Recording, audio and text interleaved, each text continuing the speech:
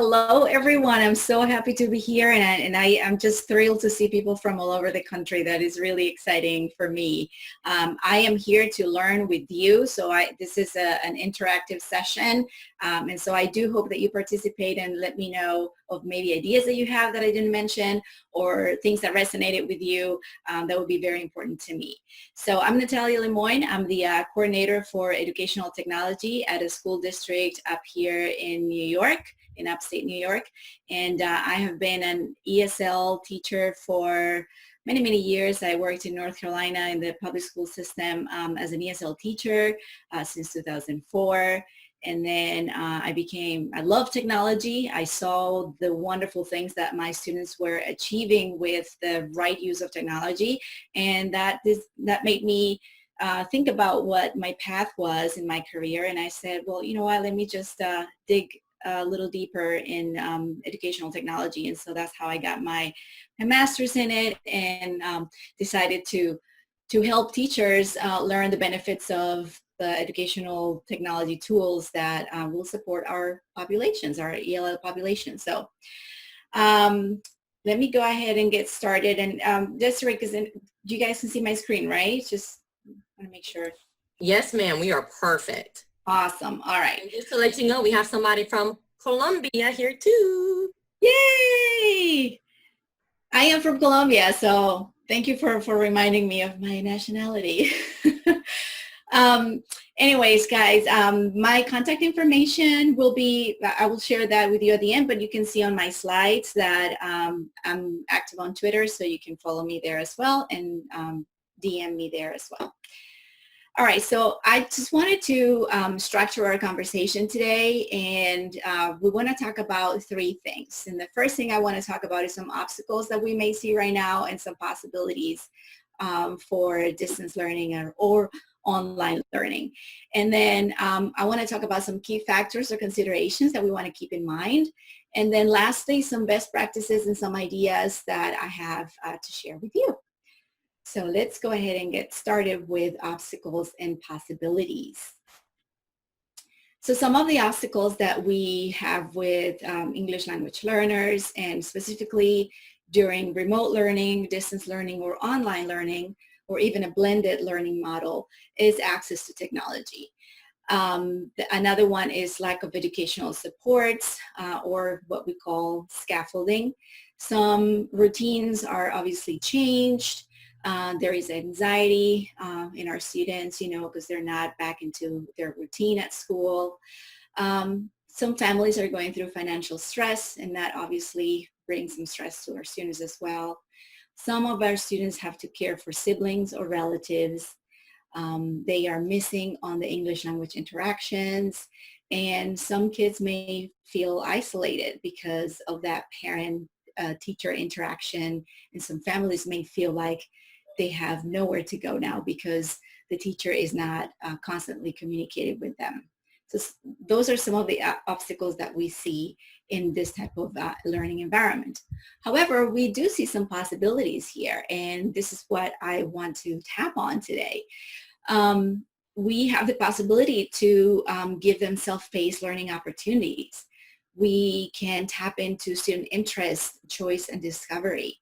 We can have them do some independent work, and all of that school-based anxiety, like a bullying-free environment, is available for them now.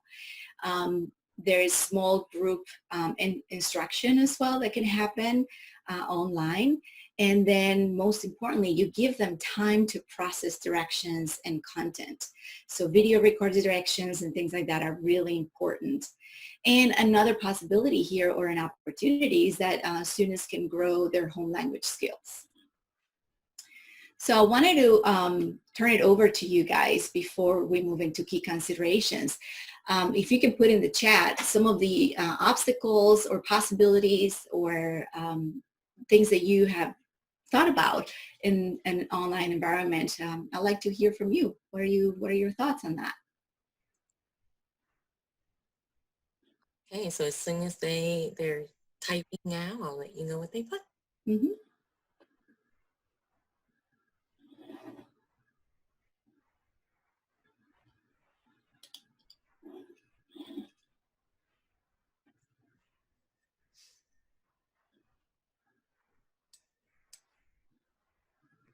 We did have one comment that the things that you were talking about was, those are the things that were communicated to this person during NTI, non-traditional instruction, that they expressed all of those. Answers to your question, collaborative work when we work on Drive. I noticed some students excel and told me that they were less distracted by others. Yes, I absolutely. love the idea. I love the idea of video recorded instructions. Parents can translate them using their phones. Yes, absolutely. There's really a lot of possibilities, and I hope that we can all share some ideas today, and what I share resonates with you. All right. Oh, they're all coming in now. So good discussion. Keep them going. Yeah, go ahead and tell me another one if you want, and then I'll move on.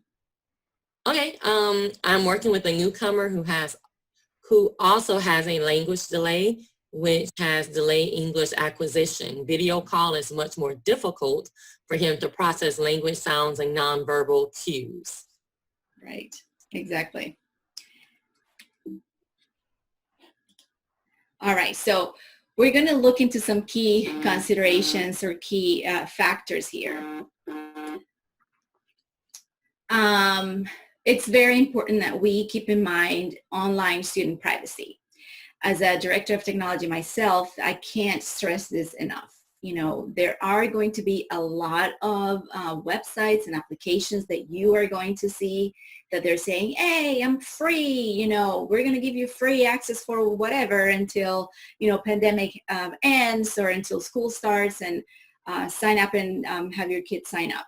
So be really careful with those things. Make sure you consult with your school administration, the IT administration, to make sure that their privacy is protected, that these companies are COPA, CIPA, and FERPA compliant, so that you know, their information is not sold and leaked out there. Remember that you may have some immigrant families in online privacy that are also very important. Some of these families need that protection, and that information cannot be, you know, widely, publicly spread anywhere. Natalia, can you let us know what the initials that you just said, FERPA, CIPA? Absolutely. So COPA is the Children's Online Protection Privacy Act. It's a federal law. FERPA is the Family Education Rights Privacy Act. It's also a federal law. And CIPA is Children's Internet Protection Privacy Act, or something like that. I can't remember the CIPA one, but the other two, I think I'm right on the acronyms. But you guys can Google it, and it's really, really important that we keep that in mind. Not every single company that is showing or offering you free services online are compliant with these laws. And, you know, with any children, not just ELLs, with any type of online activities that you do, you want to make sure that those websites and those subscriptions are safe for our children. They are minors. Their information could be sold. You know, there's so many other things that could happen. And so it is really important that we keep that in mind. And if you don't know, always contact your school administrator. There's usually a data protection officer or someone in the IT department that could help you answer questions and make sure that those things are safe. And we will discuss a little bit about websites and how to make sure that some websites are safe for kids. But yeah, so that's that. All right. Oops. All right, some of the things that are obvious here are the translation and interpretation support. And some of you already mentioned in your comments, and thank you for that. Yes, having tools for translating are really, really important tools that we need to keep in our toolbox. So for home communication, make sure that you are doing short, concise, and simple language when you communicate with families. You can make sure that your communication is consistent and frequent.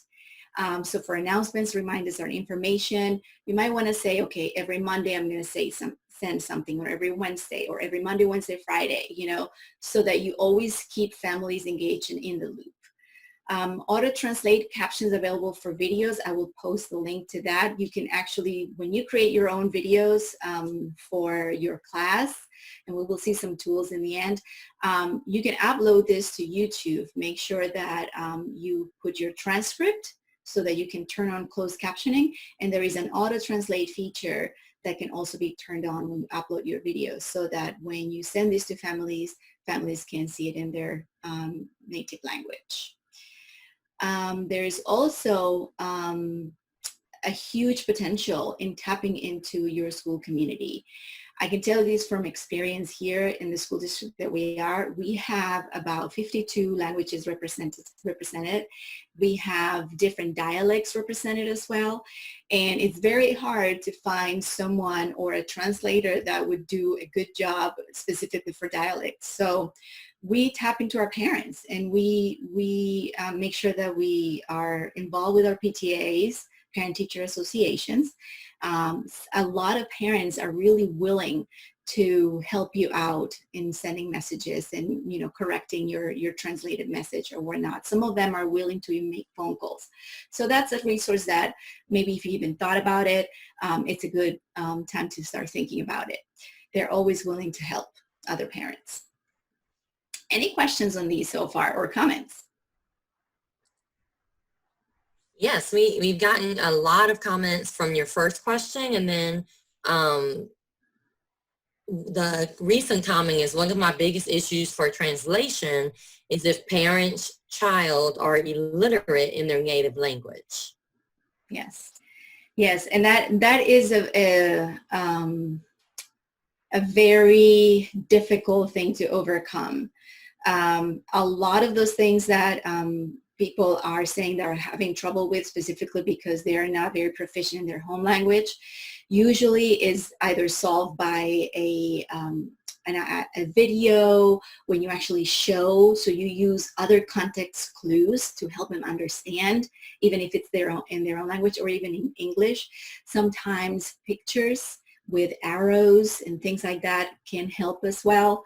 But you know, the home language not being proficient, it's a tough one to overcome. So try to make use of all of the other non-contextual or non-written clues that you can use. And we have two other comments. I've noticed this too. It's been very important to build a relationship with my parents so they are comfortable to call me too. And then I like using parents. I use teachers, but parents would help build stronger partnerships with the school. Absolutely. Thank you for that comment. Yes, yes, absolutely. That is a good thing to always keep in mind. And relationships, what can I say about relationships? I do a keynote about relationships. It is key, friends. It is really key. And keeping a relationship with students in an online environment, and, you know, or actually creating a new one if you didn't have one with that one student, I know is difficult, but it could be done. You know, there's a lot of things like the traditional ways of reaching out to parents, a phone call, an actual note. I've seen people sending postcards, you know, I've seen teachers creating the little cutout Bitmojis, and then they send that to the parents via regular mail. You know, those little things. I know we're going the extra mile, but it is important when you want to build that relationship, because you know as a teacher that if you don't have that relationship, kids are not going to learn. We all know that. We do have a question, and I did post about your keynote being amazing, but do you have recommendations for places to find those nonverbal tools? I have, you know, the knowledge that I have from when I was an ESL teacher, but I will try to find some resources that will specifically address those, and I will share them with you. So on a follow-up email, maybe you can send those to them. I sure can. And then how do we start relationships with new families this summer with the pandemic? Well, first of all, you need to reach out to your department, maybe your EL department and whatnot. Make sure that you have their addresses and their phone numbers and things like that. If you are an ESL teacher working collaboratively with your regular classroom teacher, make sure that you're also communicating with them. And I got to say, sometimes a home visit is really important. Sometimes a regular phone call with you making your best effort to communicate with them, that is really appreciated. I have had recently a family that just got into our school district that just moved in, and so we had to do a registration of a new family with 3 students in the end of April. And so, and they don't speak English. No one in the family speaks English. So we reach to the ELL teachers that will have these students in their classrooms. We reach to the classroom teachers that will have the students in the classrooms. And we made a plan. And the plan was to have that consistent, short, concise, simple language communication with them. But also, we made a phone call. And in our school district, we have one-to-one programs. So the students have a Chromebook. So we did a Google Meet with the family just to introduce the entire team and to, have them see the faces and talk. And it was difficult because they didn't speak English, but I was there to help translate a little bit for the other, we have the entire family, but I know for another family that was not new to the school, but this teacher wanted to have start a relationship with the family. She brought in another parent, and they did the same. They used Google Meet to kind of introduce themselves and, put a face to the name, because we're not going into school right now. Schools are closed. So they wanted that interaction. And I think they're keeping those regular meetings or check-ins, they call. So that's possibly a solution there. Okay, so 2 things. One is I am creating a Google Doc, guys, and I'm going to share that with Natalia and all of the resources that she wants to put. And that's really cool because then she can update it at any time. So we'll give that to you in the email if you sign in, and even if you don't sign in. So we had a question about your keynote on relationships. Do you have that recorded anywhere that they can watch it? Yes. I have, it's not a very good recording, but I will share it with you. I haven't posted it though, but I will share it. It's called Belonging. It's called I Belong.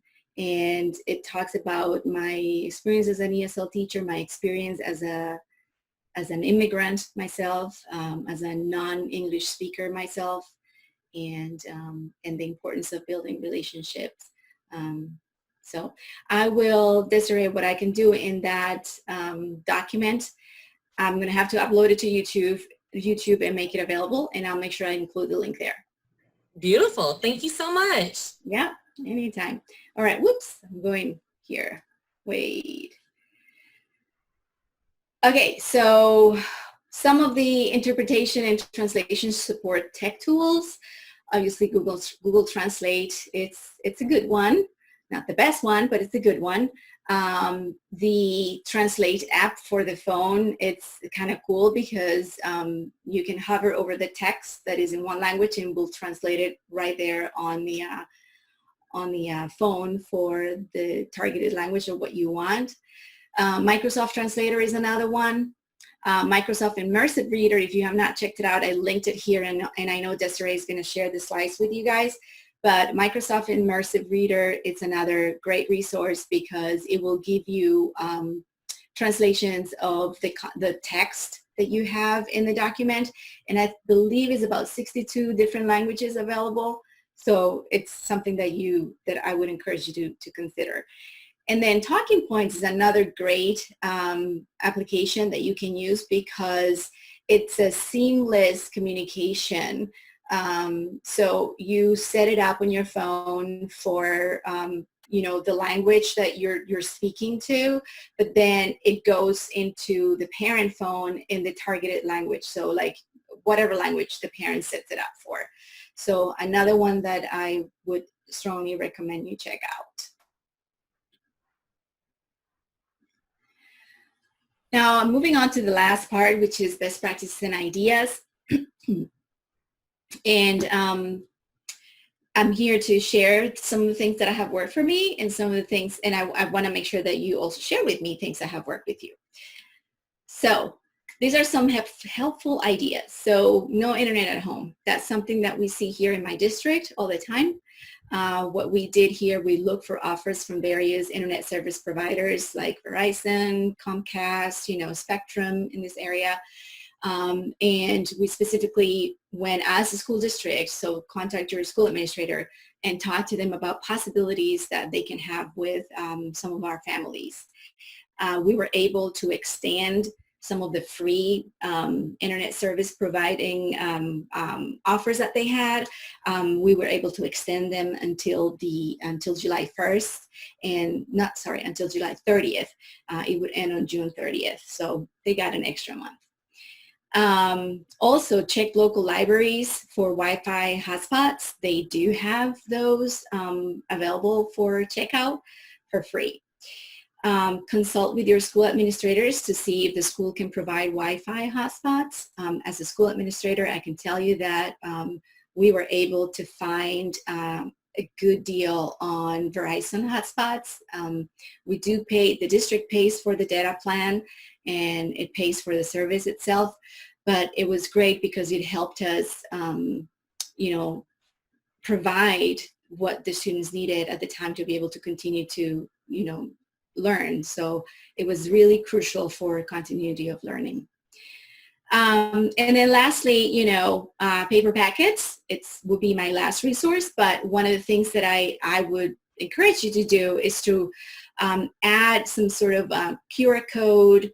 Flipgrid has amazing ones that you can create and print out and make copies of that QR code in your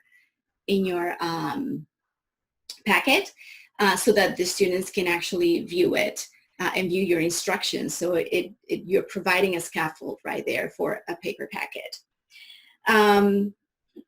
Let's see, some other helpful ideas. Did I repeat this? Oh, I sure did, didn't I? Tech buddies. You can assign a tech buddy to your students, either same language or tech-savvy classmate. And just a word of caution with keyboards. Some families have devices that have a different keyboard because for different languages, you have different keyboards. For example, my sister owns a MacBook just like I do, but her keyboard is the Spanish keyboard and is very different than mine. So when we first switched, I was like, wait, where do I have to click? So keep that in mind because your students are working with a keyboard at school that may look different than the one they have at home. So that is always important. And if that happens, make sure you consult with your students and ask them, do a brief survey of the type of devices that they have or that they don't have so that you can find ways to provide that. Some other helpful ideas here, preparing for instruction. This is a resource I wanted to share with you. I don't know if you're aware of it or not, but it's called Learner Variability Navigator. It is a great resource for you because it allows you to, like I put in here, translate the science of learner variability. We know that all of our learners are different, right? There's different variables. We have a mixed bag of different capabilities and abilities in our students. So how do we use that variability to design our lessons? And so with this tool, you can actually do that. You can map out strategies to improve the educational experience and the classroom practice for your students. So I highly recommend this. You set up your account, it's free. You choose a model, you identify your factors, and then you get strategies. So this is a good one to check out. And now I'm gonna share with you some ideas and some best practices specifically for English language learners. I am so sorry this slide is filled with text, but in my defense, Desiree said, well, we're going to share the slides with them. So I thought this could be a good resource for you so you can go back and read it. So that's why it's got a lot of text. So I mapped out the 3 things and that I think are important. So ELL's learning needs, some possibilities that we have right now in online or blended environments, and some best practices. So we all know that we need to teach new content, right? So it's important, and I know that most of you already know this, it's important that we provide comprehensible input and that we make connections to prior knowledge. For ELLs, it's highly, highly important that you provide this comprehensible input, that everything that you're putting out there can be absorbed, excuse me, and digested by their brains. And that can only happen when you make connections to prior knowledge. So make sure you know your students, their experiences, what is their prior knowledge, right? So some of the possibilities for online and blended environments is that the students will have now time to process new content and time to make new connections. They're not rushed, you know. And some of the best practices are obviously to speak clearly and slowly, employ pauses, short sentences, simple syntax, and few pronouns and idioms. It's really hard for the students and for their families to understand idioms and catchy phrases and things like that. Then for guided practice, visuals that carry meaning, that it's really important. Not just any visual that it might be related to what you're talking about or what you're going to teach, but something that really carries meaning. Sentence starters, as you know, or sentence frames, model, model, model. That is very important. The way you speak, your gestures, your body language, your hands. As you can see, I use my hands all the time. But some possibilities, focus on literacy development and replaying and pausing instructions. Time to produce, and again, not a rushed experience because the bell is going to ring or something like that. You know, the students are thinking of what's going to happen next. Some of the best practices: use redundancy and discourse markers, keywords, outlines, provide examples and descriptions and not just definitions, visuals, hands-on resources, gestures and graphic organizers, provide content, text, and at multiple language proficiency levels. Another need for ELLs, independent practice. You know, we want to make sure that we give clear and short instructions. The possibilities in an online environment is that they have time to produce language in meaningful ways.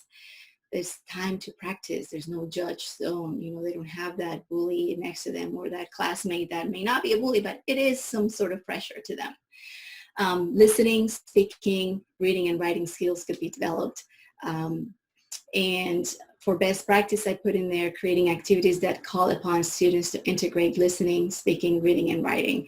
And if you use meaningful tasks and everyday activities and things that actually are done in the real world, all of those have listen, reading, you know, listening, speaking, reading, and writing right there.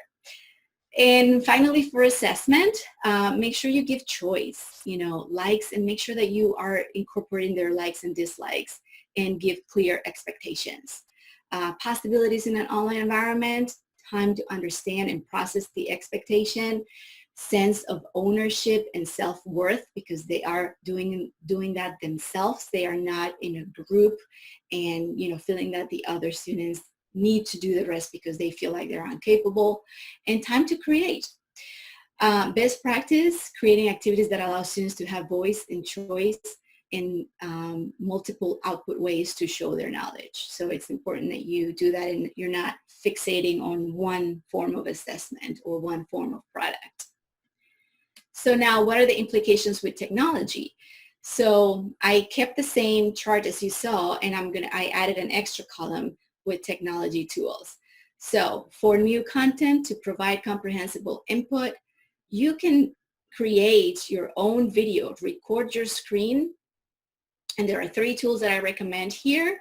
Loom, it's great because you can record your screen, and there's also a little circle that will show your camera, and you can make the circle really big.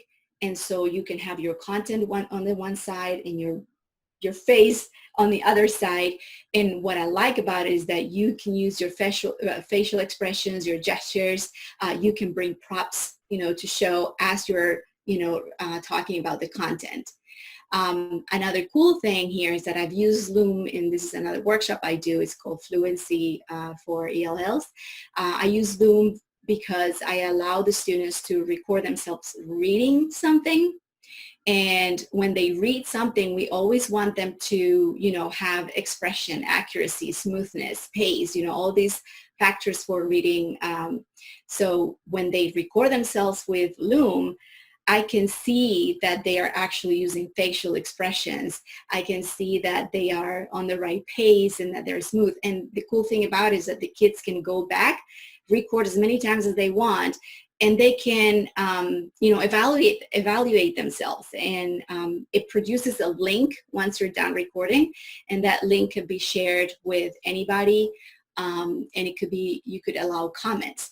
What I like about it too is that it has emoji reactions. So, for example, when I see that a student has shared a Loom recording of themselves reading, I can give them thumbs up or a happy face or something like that.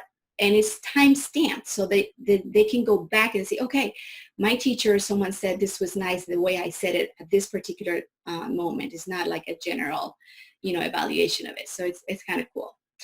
Flipgrid, what can I say about Flipgrid? I absolutely love it. You can create your grids and have students create and submit their videos through your grids, have students respond to your topics, and it's really a cool resource.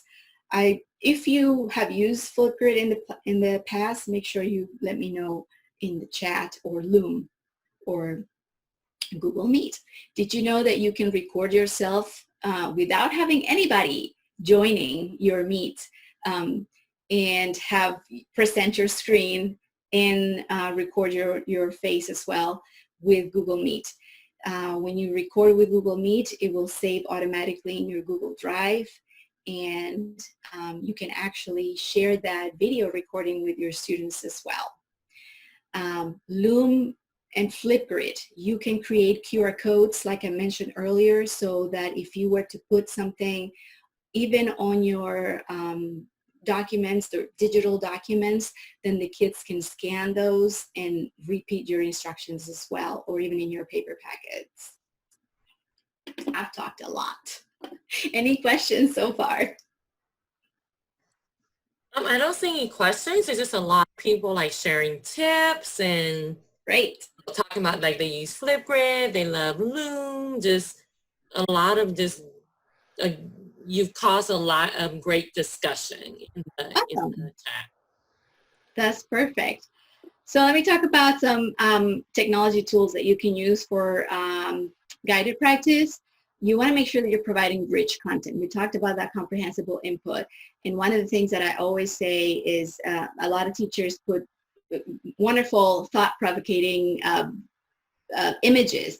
But I have discovered that there are certain words that sometimes are better explained with a GIF image.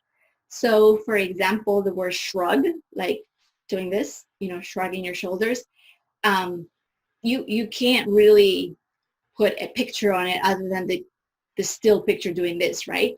With shrug, if you find it in GIF, and that's what I put Giphy there, you have this loop of an animated image that gives so much more context and allows the ESL students or ELL students to understand the meaning of that word even better.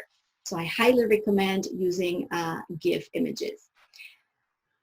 Digital manipulatives too. So you can create your own using Google Slides, and I linked here one of another excellent EdTech gurus from Shake Up Learning, and she has a video on how to create digital manipulatives with Google Slides. It really is very easy. For lower grades, it's amazing. For upper grades, it's great too. You can also create your digital manipulatives with Google Drawings. I will share that resource as well in that document, Desiree, that you're putting. I have a specific example of a beginning, middle, and end, so the kids can rearrange the scenes of a story. It was really easy to do. Yes. Awesome.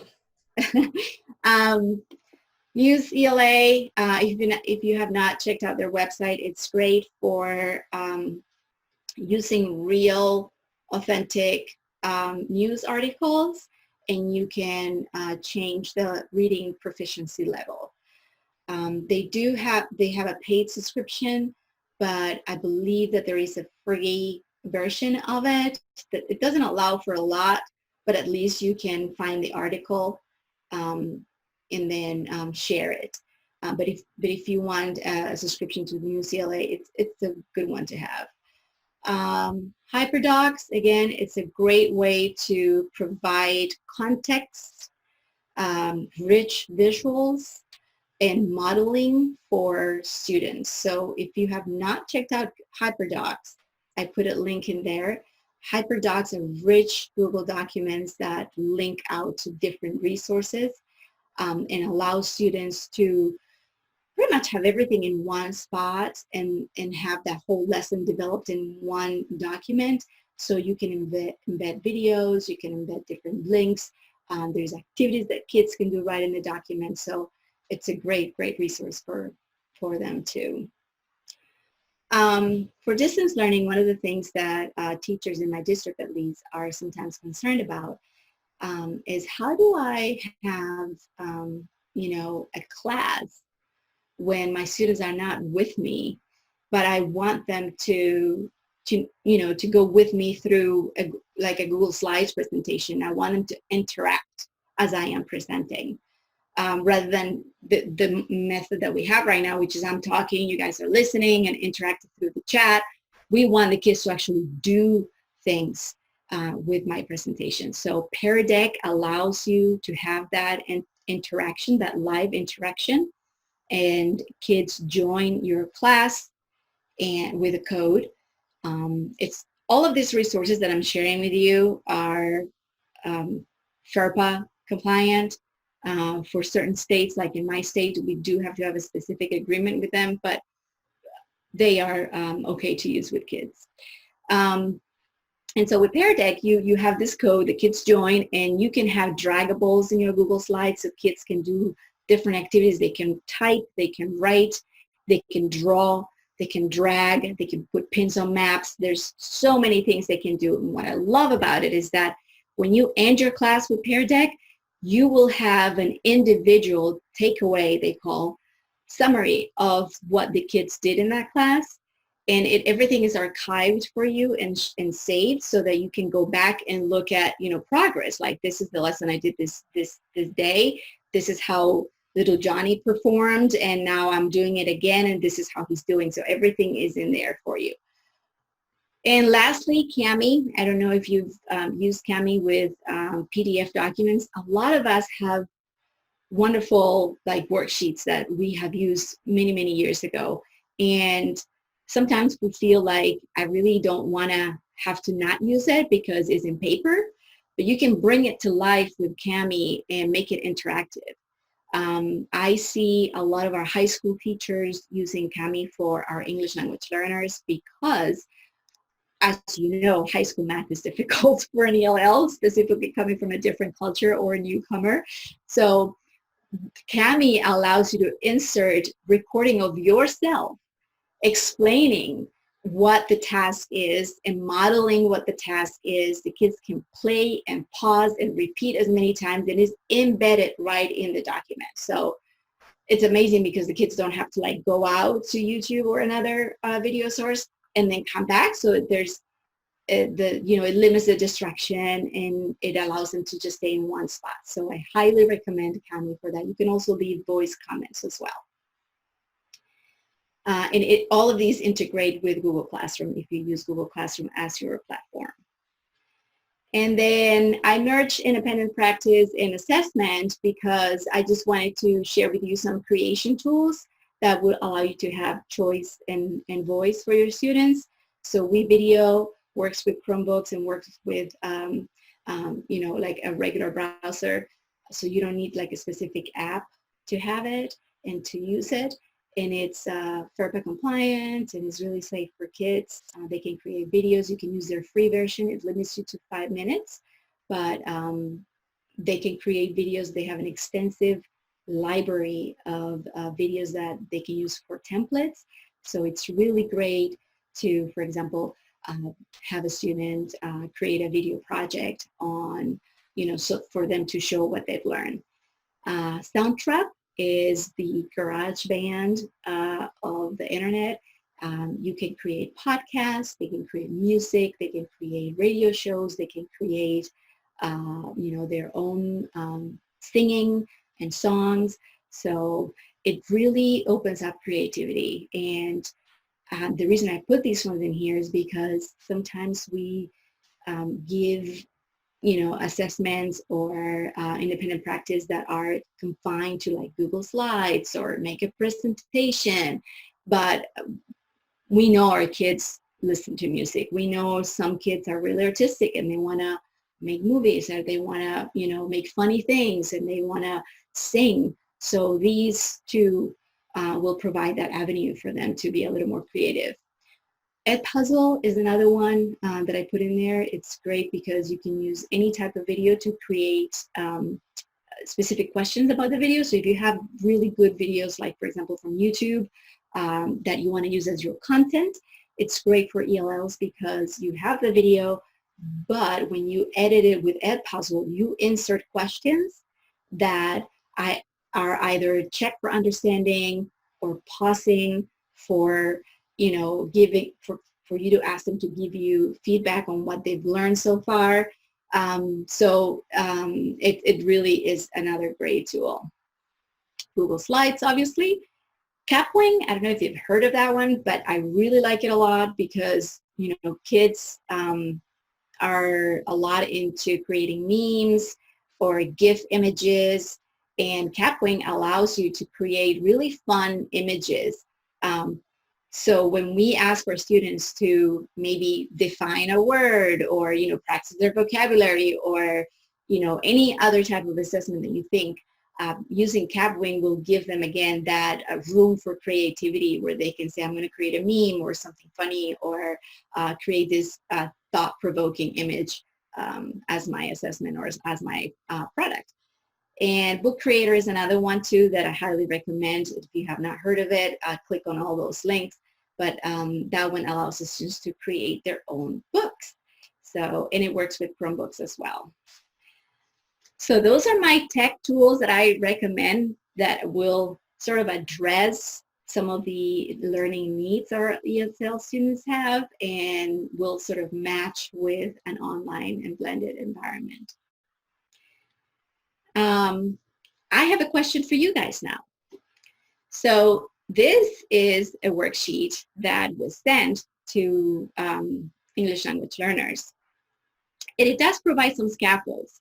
So on my previous slide, I said, you know, these are some of the things that our learner needs, and these are some possibilities, and these are some best practices. As you all know, we need to provide scaffolds for our students. As you can see in this example, in the English, it has some scaffolds in there, like the video is there to explain, and we have some sentence stamps and some sentence frames.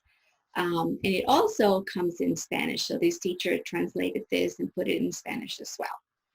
With the things that we've discussed with your own expertise, how can you make this better?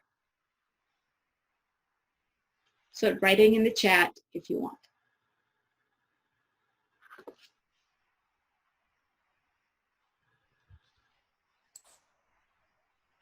Okay, we're waiting for them to get to the chat. Okay, so I have add visuals or images. Someone else said images. Mm-hmm. Use GIFs or GIFs. Flip grid and then sentence stems on how to respond back to each other. Audio embedded recordings. Word bank. Yes. In Pear Deck.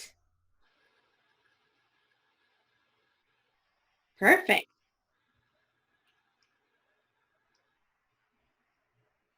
You can add subtitles to the YouTube video. Mm-hmm. That's a good example of scaffold. It depends on what the objectives are. It is to teach the phrases in English, question mark. Students could respond with emojis. Mm-hmm. It's true.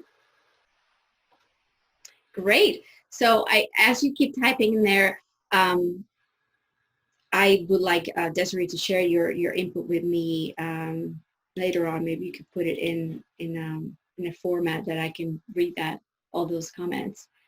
I know we're getting close to the top of the hour here, but I wanted to share some resources and credits of things that I've used. I do want you to take a look at the learner, I forgot to put it in here, but the learner variability project. So let me see if I can go back to that and show you what that looks like. It's from Digital Promise. I don't know if you've heard of that before or not.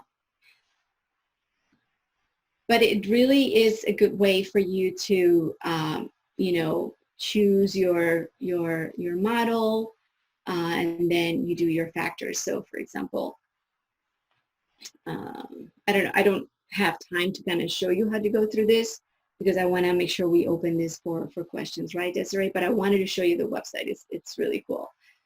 And just another resource that I wanted to share is ISTU. I don't know if you've heard of it.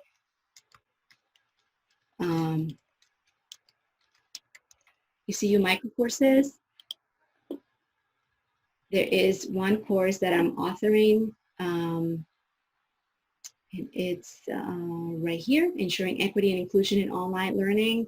It's going to be free for a limited time. So, we will discuss special populations, and ELLs are going to be there. So just wanted to share this free opportunity as well. And I am done talking. I'm going to stop. Can you put that screen back up, please, and show the title so I can put it in our resources so they can go and grab that. This one right here.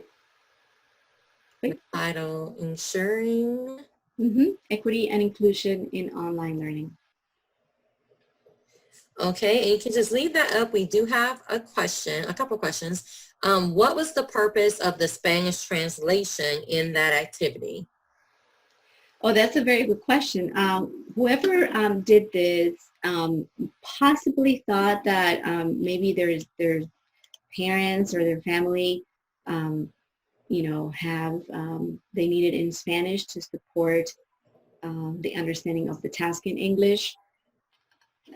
That's the only thing I can think of. Like, let me see if I can put it big screen here. Yeah. So maybe this was from a dual language program or a bilingual program, or maybe again, this was to help the parents understand the task if this was a paper packet. Okay, the other question is, I'm guessing for you and just everybody, if you want to throw an answer in the chat, and is, does anyone use the 7 steps to language rich classroom, and have they created a virtual tips column? That's a good question. Okay. So I think some people are answering in the chat. Okay, great. So guys, that is it.